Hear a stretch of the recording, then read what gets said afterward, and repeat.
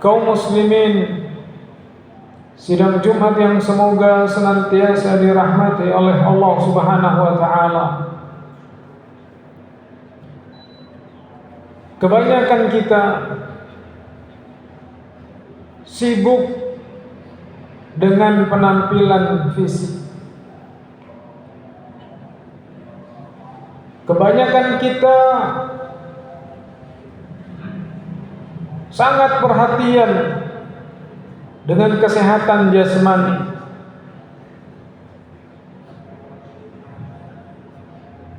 Klinik-klinik kecantikan tersebar di mana-mana. Salon, spa, layanan-layanan kesehatan, semuanya tujuannya untuk memperindah tubuh, paras, penampilan, juga kesehatan. Bahkan tidak sedikit di antara kita yang ketika mengalami sakit fisiknya, entah itu batuk, pilek, pegal-pegal, masuk angin, langsung cari fasilitas kesehatan, berobat, bahkan mencari dokter-dokter terbaik spesial untuk mengobati keluhan-keluhan yang muncul. Sebagian kita ketika ada uban di rambutnya sudah sibuk untuk merapikan bagaimana agar tidak terlihat tua. Kerutan-kerutan di wajah juga membuat kita setengah panik, yang menunjukkan bahwasanya kita ini sudah tidak lagi muda, walaupun kadang nggak mau dibilang tua. Akhirnya pergilah ke sana, pergilah ke sini, belilah obat ana, belilah obat itu. Begitu perhatiannya kita dengan kesehatan fisik kita, dengan penampilan kita. Namun jarang di antara kita yang peduli dengan kondisi kalbu kita, kondisi nurani kita. Apakah dia sakit? Apakah dia meradang? Bahkan kita terkadang tidak merasa, karena sibuk memperhatikan paras, ketampanan, kecantikan, lupa bagaimana memperbaiki akhlak, bagaimana mempercantik, memperindah akhlak. Dari tutur bahasa, dari sikap, dari pergaulan sehari-hari. Bahkan banyak di antara kita yang terjangkit penyakit-penyakit kronis di dalam kalbunya, tapi sedikit pun dia tidak merasa bahwasanya dirinya sedang sakit. Tidak merasa bahwasanya dirinya sedang mengalami penyakit yang akut, kronis dalam kalbunya. Dan inilah bahayanya penyakit hati. Terkadang kita tidak merasa kalau kita sedang sakit hati kita. Tidak merasa bahwasanya diri kita, jiwa kita, hati kita sedang kritis, sedang sekarat. Sehingga muncullah penyakit-penyakit hati.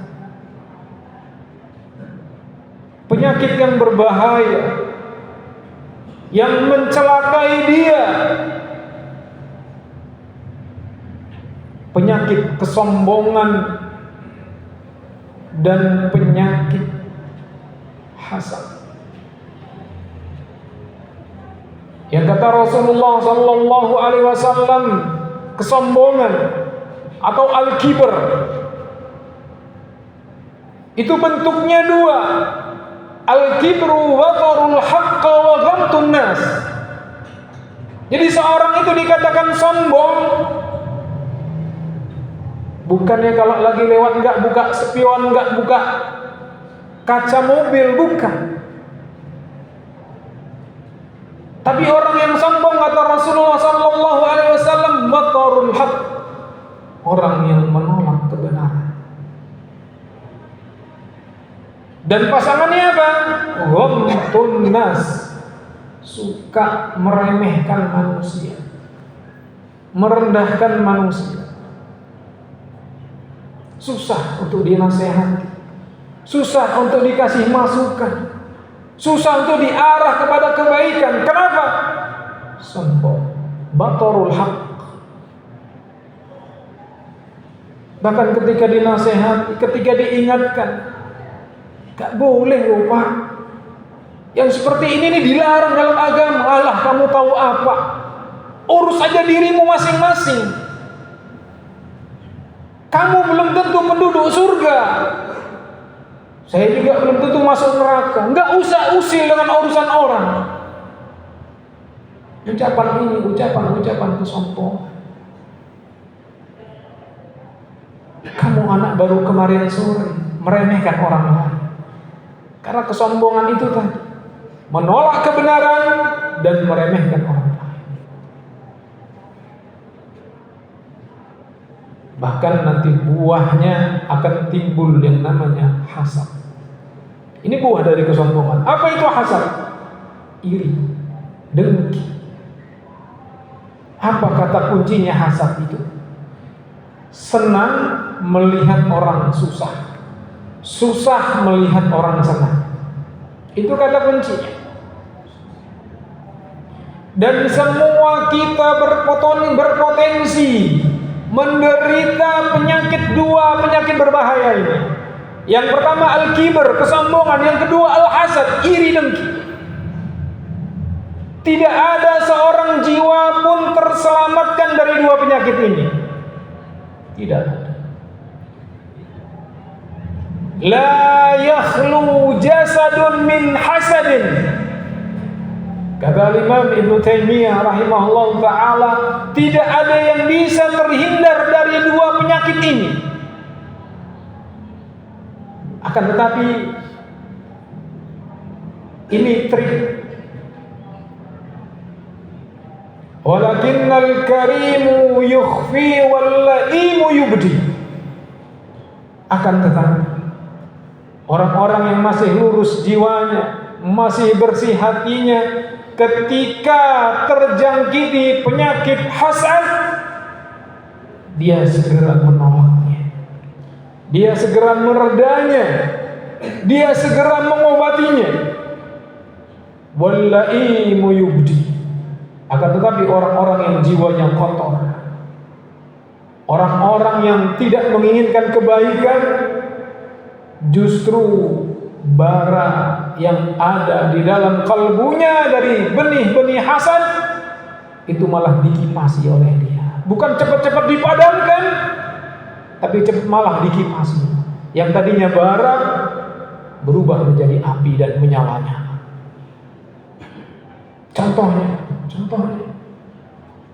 kalau orang punya penyakit hasad, kalau dia gak suka dengan saudaranya, dengan tetangganya, kalau ketemu dia buang muka, itu benih. Kalau ketemu dia melengos, itu benih. Kalau ketemu dia menampakkan reaksi tubuhnya yang tidak suka, entah dia meludah, ini benih. Dan ini kalau dibiarkan tidak segera diobati, dia akan menggerogoti amal baik seseorang. Kata Nabi SAW, iyyaka wal hasad, hati-hati kalian tertimpa penyakit yang namanya hasad, iri dengki. Kenapa? Fa innal hasada ya'kulul hasanati kama ya'kulun narul hatab. Karena penyakit iri dengki tadi bisa menggerogoti kebaikan-kebaikan, amal ibadah, sholatmu, puasamu, baca Qur'anmu, sodakohmu, hajimu, umrohmu, dan amal soleh semuanya itu dimakan oleh hasad tadi, hilang semuanya. Maka perbaiki diri kita. Jangan hanya sibuk memperhatikan penyakit fisik, jangan hanya sibuk memperhatikan penampilan. Penyakit hati ini lebih penting untuk diobati. Perilaku kita, akhlak kita, adab kita lebih berhak untuk kita perbaiki ketimbang penampilan kita. Kenapa? Karena Allah Subhanahu wa ta'ala tidak pernah melihat bentuk tubuh kita, mau pendek, mau hitam, mau keriting, mau miskin. Allah itu gak pernah lihat itu. Yang Allah lihat itu amalannya, yang Allah lihat itu ketakwaannya. Maka kaum muslimin sedang Jumat yang dirahmati oleh Allah Subhanahu wa ta'ala, penyakit kibar, penyakit kesombongan akan melahirkan hasad, akan melahirkan iri dengki. Dan semua kita tidak ada yang selamat darinya.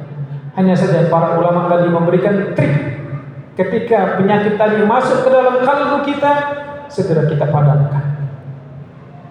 Jangan malah kita pelihara.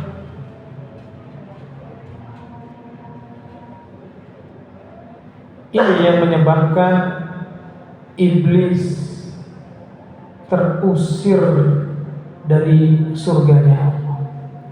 Kenapa? Ketika Allah perintahkan kepada iblis untuk sujud penghormatan terhadap Adam, tapi iblis menolak. Kenapa iblis menolak? Ana khairun minhu. Saya ini lebih baik daripada Adam. Saya ini lebih hebat daripada Adam. Mestinya yang mendapatkan kedudukan itu saya, bukan dia. Mestinya yang menjadikan pemimpin ini saya, bukan dia. Mestinya yang menjabat kekuasaan itu saya, bukan dia. Penyakit iblis, merasa dirinya lebih baik, tidak ridho dengan keputusan Allah, tidak ridho dengan takdirnya Allah yang telah Allah tetapkan untuk dirinya, bukan untuk kamu.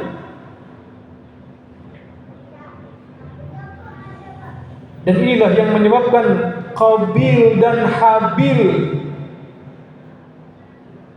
terjadi bunuhan. Qabil membunuh Habil. Kenapa? Karena saya lebih baik dari Habil. Dan inilah yang menyebabkan saudara-saudara Nabi Yusuf hendak membunuh Yusuf. Penyakit apa? Kibar. Dia tidak lagi peduli apakah sedarah atau tidak. Betapa banyak saudara kandung ribut. Betapa banyak manusia ribut gara-gara dia merasa dirinya lebih baik. Aqulu qouli hadza astaghfirullah li wa lakum wa lisa'iril muslimin min kulli dhanbin wa khati'atin wastaghfiruhu innahu huwal ghafurur rahim.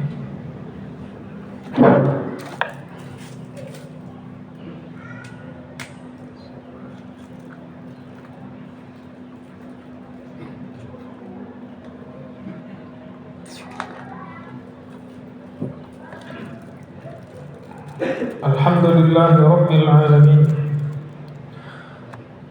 wal 'aqibatu lil muttaqin wa la 'udwana illa 'alal zalimin. Ashhadu an la ilaha illallah wahdahu la syarika lah wa ashhadu anna Muhammadan 'abduhu wa rasuluhu la nabiyya ba'dah, amma ba'd. kaum muslimin sidang Jumat yang semoga senantiasa dirahmati oleh Allah Subhanahu wa taala. Setelah kita tahu bahayanya penyakit kesombongan dan iri, dan kita pun diberikan cara oleh agama ini bagaimana mengantisipasi, maka tidak ada kekuatan melainkan datangnya dari Allah Subhanahu wa taala. Kalau bukan karena pertolongan Allah, kalau bukan karena hidayah dan taufik Allah, kita akan hidup dengan penuh kesombongan dan iri dengki. Makanya di antara sifat para penduduk surga, mereka dihilangkan oleh Allah Subhanahu wa taala dua sifat ini. Tidak ada lagi para penduduk surga itu kesombongan dan iri dengki. Kenapa? Karena penyakit ini menyiksa. Dan di antara upaya kita untuk mereda, menghilangkan penyakit yang berbahaya ini apa? Kita ikut bahagia kalau ada saudara kita bahagia. Kita ikut bersedih kalau ada saudara kita bersedih. Dan kalau kebalikannya, segera kita pukul dada kita, minta perlindungan kepada Allah. Baca ta'awudz, a'udzu billahi minasyaitonir rajim. Karena di sini ada sesuatu yang tidak beres. Makanya orang-orang dulu bilang, ngelus dada saya melihatnya. Tepuk sambil baca doa. Berusahalah untuk bahagia ketika melihat saudara kita bahagia, dan berusahalah untuk bersedih ketika melihat saudara kita, teman kita, karib kerabat kita bersedih. Itu diantara upaya kita, di samping dengan doa memohon kepada Allah Subhanahu wa taala. Innallaha wa malaikatahu yusholluna 'alan nabi ya ayyuhalladzina amanu shallu 'alaihi wa sallimu taslima. Allahumma shalli 'ala nabiyyina Muhammadin wa 'ala alihi wa sahbihi ajma'in. Allahumma ighfir lil muslimina wal muslimat wal mu'minina wal mu'minat al-ahya'i minhum wal amwat. Rabbana zalamna anfusana wa illam taghfir lana wa tarhamna lanakunanna minal khasirin. Allahumma arinal haqqa haqqan warzuqna ittiba'ah wa arinal batila batilan warzuqna ijtinabah. Allahumma ighfir lana wa liwalidayna warhamhum kama rabbawna shighara. Rabbana hab lana min azwajina wa dhurriyyatina qurrata a'yun waj'alna lil muttaqina imama. Allahumma ansuril Islam wal muslimina fi Filastin. Allahumma ansuril Islam wal muslimina fi Gaza. Allahumma ansuril Islam wal muslimina al mustad'afina wal mujahidina fi Indonesia wa fi kulli makan wa ahlikil kafarata wal musyrikin. Allahumma shfi mardana wa shfi mardal muslimin. Allahumma aslih lana wa aslih ulata umurina. Rabbana atina fid dunya hasanah wa fil akhirati hasanah wa qina adzaban nar. Walhamdulillahi rabbil alamin. Ibadallah, innallaha ya'murukum bil 'adli wal ihsan wa ita'i dzil qurba wa yanha 'anil fahsya'i wal munkari wal baghi ya'idukum la'allakum tadhakkarun. Fadhkurullaha al-'azim yadhkurkum washkuru 'ala ni'amihi yazidkum wa la dzikrullahi akbar. Aqimis shalah.